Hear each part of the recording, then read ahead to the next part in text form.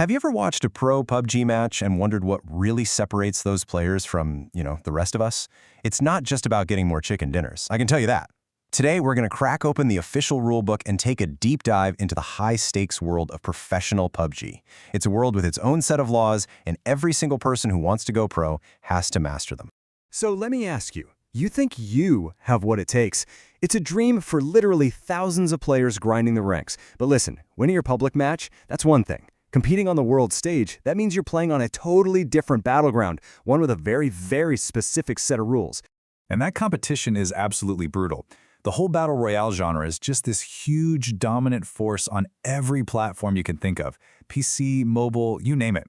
And all that popularity means the talent pool is incredibly deep, which makes that path to becoming a pro tougher than it's ever been. We all know the feeling, right? That frantic jump from the plane, the mad dash to find any gear you can, and that heart-pounding, palm-sweating tension of the final circle. It's this beautiful, chaotic, all-out fight where you do whatever it takes to be the last one standing. But here's the thing. In the world of esports, all that chaos gets forged into order. To make sure there's fair play on a global stage, professional PUBG is built on this foundation of really strict, detailed regulations. And just understanding them, that's the very first step to competing. So, let's start with the absolute basics. Before you even start thinking about strategy or who's on your team, you have to get through the first big gate, just proving you're even eligible to play. And the very first hurdle is a simple number. According to the official rulebook for the PUBG Continental Series, every single participant has to be at least 18 years old. That's it. No exceptions, no way around it. Okay, next up is geography. And this is where things get really serious. It doesn't matter where you live right now or where you play from. In the world of pro PUBG, your home region is permanently tied to the country on your passport or your valid ID. And this is not just some little technical detail. It's the foundational rule that decides how every single professional team is built. And that brings us to one of the most important rules in all of professional PUBG, the native roster policy. So how does it work? Well, it's a two-part system. First, a team's official region gets decided by where the majority of its players are from. But here's the really critical part. At least 2 players on that team have to have passports from that specific region. Let's just let that sink in for a second, too. That number is everything. It makes sure that teams keep a strong regional identity, and it stops organizations from just grabbing an all-star cast from all over the world. It forces you to be strategic and build your team based on your region. So what happens if a team is split right down the middle? Let's say 2 players from Europe and 2 from the MEA region. Well, this creates a pretty fascinating choice. The team itself actually gets to decide which regional qualifier they want to compete in.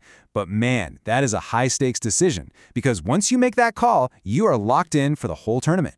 Okay, so we've covered eligibility. Now let's look at how all these rules actually apply to putting together your full 4-person squad.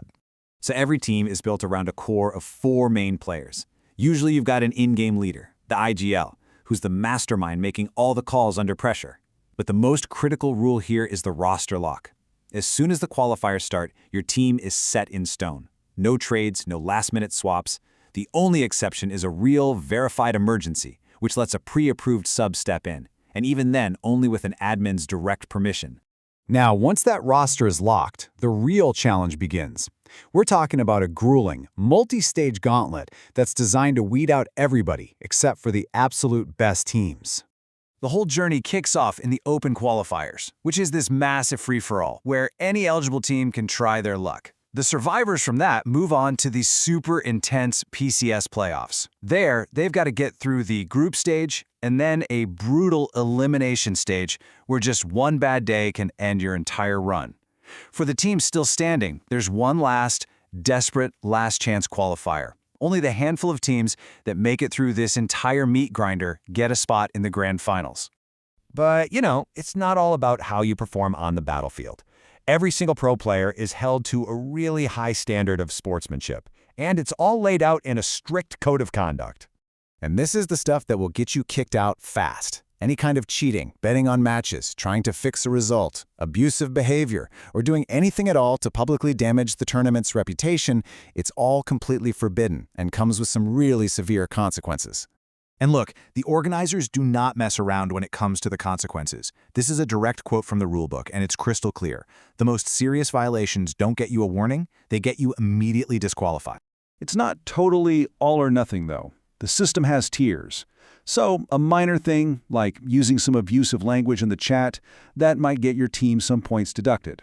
But something major, like getting caught cheating, that could get you a multi-year ban from all official competitions. So why all this complexity? After hearing all that, you're probably wondering, why this mountain of rules for a video game? Well, it's all about building something that's meant to last. At the end of the day, these regulations are what take PUBG from just a popular game and turn it into a legitimate global esport. They create a level playing field, they protect the integrity of the competition, and they build trust with players and, of course, the millions of fans watching all around the world. And the scene is always changing.